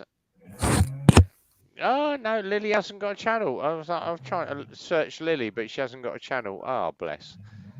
Nothing on her channel. Oh well. Yeah, nice girl Lily is. Lily is lovely. For your ages and ages. She actually stuck up for me with the lycra clad cyclist, and I'm like, Jesus Christ, Lily. I'm like, here we go. We're going to go down the rabbit hole with this with my Bellends of the week. Yeah, we've got a Lloyd Northover. We haven't got a Lily Northover. I'm trying to find her channel, but it doesn't pop up. The neighbours are messaging me. Oh, bike up. My daughter's called Lily, so I'll behave now. Yeah, exactly. Is that Nico I can hear in the background? Yeah. Oh, mate, he's over there. Mate, he's about 8 foot away.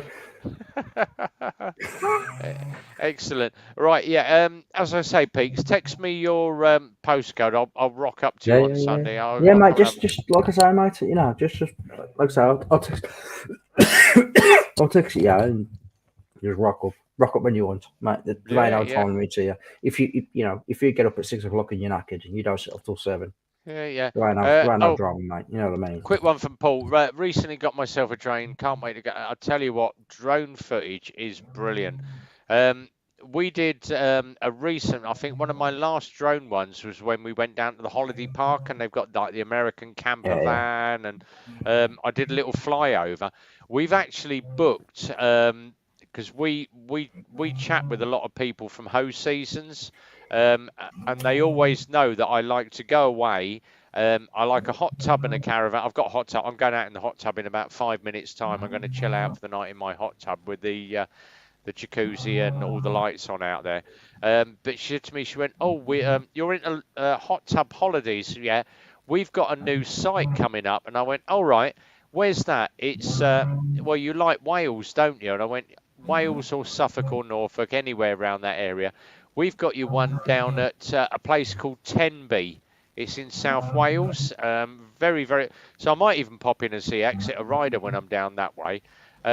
But this place is in Tenby. We've got you a lodge called the Simba Lodge." And I'm like, right. Isn't Simba Lodge. Yeah. Lion King. Lion King. Yeah. And I went, "Oh, right. So what's the thing about the Simba Lodge?" She went, "It's a little 2-bed lodge. It's one of these wooden lodges. It's got its own hot tub and decking area and barbecue area, but it's actually on the park. It's a farm and a zoo." And I went, "Oh, right. Why is it called the Simba Lodge?" "Because you're 20 meters from the lion enclosure on site." And I went, "You get free access to the zoo every day. But when you sit out in the hot tub at night, you can hear the lions roaring in the enclosure, and they're about 20 meters away. The fence of the lion enclosure is 20 meters away from where you are." And I'm like, "How high is the fence?" And she went, "Don't worry, it's 12 meters high. They're not getting out." You're sitting in your hot tub and getting mauled by a bloody lion. I'm like, no. Yeah. All you can hear is the lion fucking roaring every night. Yeah. That'd be cool. It'd be good. Right. Let's just go through some of these. My surname is Lily. Talk about a boy named Sue. That's Grey Wolf. Nobody going to Donington this weekend? I've got tickets this weekend. Excellent. Bike up. Yeah, I've got tickets. EUK Biker. I'm looking forward to next week going to check out an abandoned. An abandoned Druid Temple up in EUK does some really good stuff all week. Next caravan, I got it on holiday. Oh. See, I'd quite like to do what. I keep fucking forgetting his fucking name. Now it's an EU biker. Yeah, it's now a UK. It sounds like a dog snoring. Yeah, that's Nico. Hold on. There he is, Nico. Where is he? He's over there. He's on the sofa. Oh, excellent. Mate, he's fast asleep now. That's him done now till about 8 o'clock in the morning. Oh, here we go, Peaky. I'll tell you what, Bike Club, come and meet me and Peaky for brekkie or something. Yeah, we're going to we're going to go to the Raven Calf. So if anybody's about, we'll go to the Raven Calf, top of the A41. So if you want to come, okay, I'll send me the link. Send me the link for Raven Calf, and I'll bash it up on my my Facebook page. Yeah. So we'll just go to the Raven Calf because it's. If you see me, say hello. Massive, yeah, vice versa. Look for the beard and the bald ginger head. Yeah.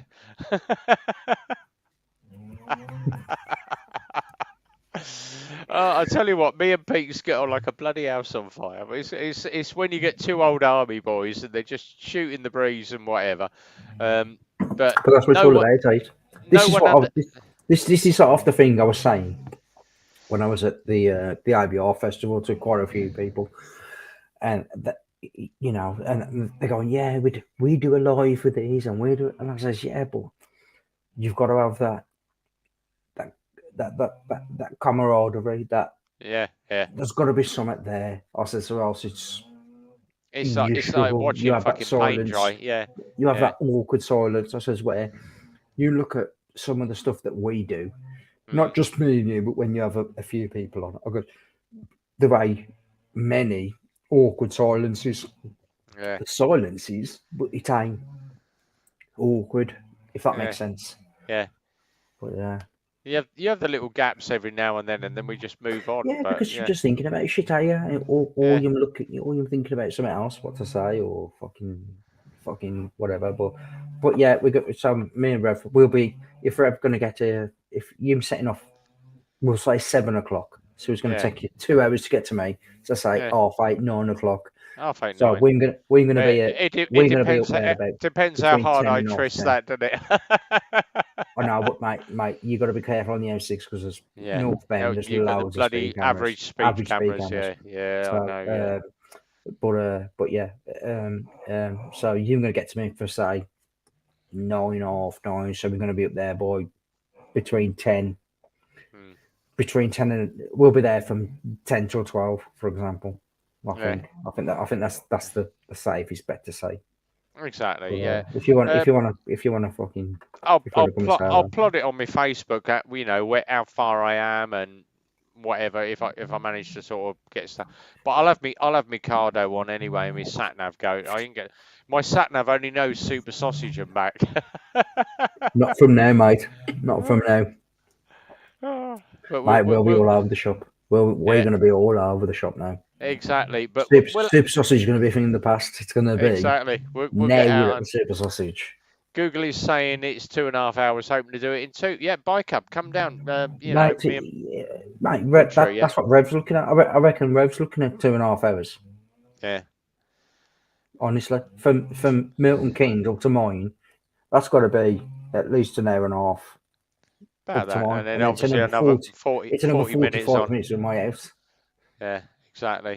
If you went direct up the M6, it's probably 30 minutes, but we're going to go up the A41, which is. I'll probably do the toll road and just bloody plug it down the toll road. Yeah. So what I'll do is I'll just to let you know, Rev, I'll send you my address and then after this I'll WhatsApp you and I'm going to go location. At least then because my address, it might sound bad. There's 2 streets with the same name. That's fine. So I'll drop you a pin drop. So when you come in, if you're struggling, you can drop on the pin drop then. So. Yeah, nice one. All right, nice one. I'm going to go and sign off now. I'm going to go and jump in the hot tub with the neighbour because the missus is away for the weekend. Yeah, that sounds wrong, doesn't it? She I'll send you a photo because she likes the man with the ginger beard. No. We'll draw the line there. Thanks everybody for coming in. Thanks to Peaky. Thanks to my amazing guest earlier on, obviously Mr. Jim Diesel. It's great to see Jim is back. So glad, and that's why I put earlier on. He looks like, really when good. We now. said when he come on that live for that like 5 minutes, mate, he looked in top form. Yeah, death duel. Obviously, the first time he came on and he was in plaster and he looked, and he was passing out all the time. He was rough when he and it was everybody was like, "Is Jim going to make it?" But he's made an amazing recovery and it's great to see one of our great mates back on the road again. So, Jim, all the best to him. But thanks everybody to come in. So we're just going to roll down the list. So obviously. Matt MT Belly, Exeter Rider, Andy GSA Tractor, Gus has been in, Slowbones, EUK Biker, Exeter Rider, Blake's Pipes, Lover of You, otherwise known as Lover of You, my mate over here, Peaky, who else have we had in? Lindy Northover, Bike Hub as well, was going to catch up with us on the weekend. Catch us, man. Come down and meet us. Make the effort. Make the effort. Paul Boodle as well, as... Andy's off to bed. Night all been up since 3 a.m. Go to bed, Andy. Jesus Christ. Lily, got to go now, darling. Sun up at 5 a.m. We're going to silent mode. Loved you all. Loved you all, Lily. But thanks everybody for coming in. The Friday night live, it's been going for 2 years now, and I've not missed one night. And as I always say, but you know, I get in late from the garage. Sometimes it's a little bit late, but I always do. It's not me, it's you guys that make this happen. And especially guys like this over here. This guy is a bloody legend. If you haven't subscribed, Scotty's Little Soldiers, there is still time to send your money to Scotty's Little Soldiers. Mate, honestly, you know, I look at your channel and your channels so beneficial to other channels. Yeah, So, I love you know what I mean? promoting you guys. It's not about, I'm one of It's these. nice. It's not It's about, nice. you know, it's not Yeah. about me. It's about you guys. And I've always been on that mindset. If you can help people up the ladder, because they will push you. But obviously, if you start falling down the ladder, those people will support you as you start falling down the ladder. If you're an absolute arsehole to everybody and you start falling down the ladder, they're going to kick you even further down the ladder. Yeah. So, yeah, be nice to everybody. I do tend to be a little bit rude and I do F and Jeff, but what you see is what you get on the live stream. This is Rev. This is me in my natural environment. I've still got blood. Look, I've still got bloody greasy hands from the garage. I've not That's even because you washed. fell over the driveway because you kissed it. Yeah, probably. But thanks everybody for coming on. I'm back at the garage. We're up with Peaky on Sunday. Watch out for the video with that. It's going to be great. He's on the shipyard. I'm off to have a little bit of hot tub with my neighbour. Yeah, exactly. But thanks everybody for coming in. Watch out for more videos coming up from WK. If you haven't seen WK Bikes, I've got to do a massive thank you to everybody from WK Bikes and Quadzilla. If you Google WK Bikes, go and look at their scooters. They have tagged my videos in on every review, and they've done another one today. Mr. Revbomb, he's still going on about our WK bikes. I love their bikes. We may be a dealer, but their bikes are bloody good quality. So thanks to all the boys from WK that promote me. I don't get anything off of. They did offer me money for doing YouTube videos, and I said I do my videos for the love of it. I don't want your money. I'm quite happy to promote your product because people are going to go to other dealers and buy bikes. But thanks very much to WK. They do promote me a lot. EUK, I love the content you guys post along with Andy GSA, Rev for Bikes, Peaky for ending up lost, and Andy for ripping into everybody. Thanks, EUK. EUK does some really good videos. So scroll down the chat. In the description down below is a list of all the bikers that I follow. Go and follow every single one of those guys, because without you, the general public on YouTube watching us, we are going to be nothing. But thank you very, very much. Keep supporting Super Sausage. You can't go anywhere without a bit of Super Sausage Sunday. But thanks everybody, and until next week from Peaky. Subscribe to me. Yeah, go subscribe to Peaky. But thanks to everybody for popping in tonight. It's been an absolute pleasure as always. We will catch up with you again, same time, same place next week. Wednesday night, midweek mumble. Peaky Biker. This week it'll be on. But until then, everybody enjoy the weekend. Be safe, ride well, and as always, in true RB style, as always, Peaky, keep a smile. Smile. From myself, Rev Bomb, be well, ride safe, and it's a good night from me. Take care, everybody. Have a good one.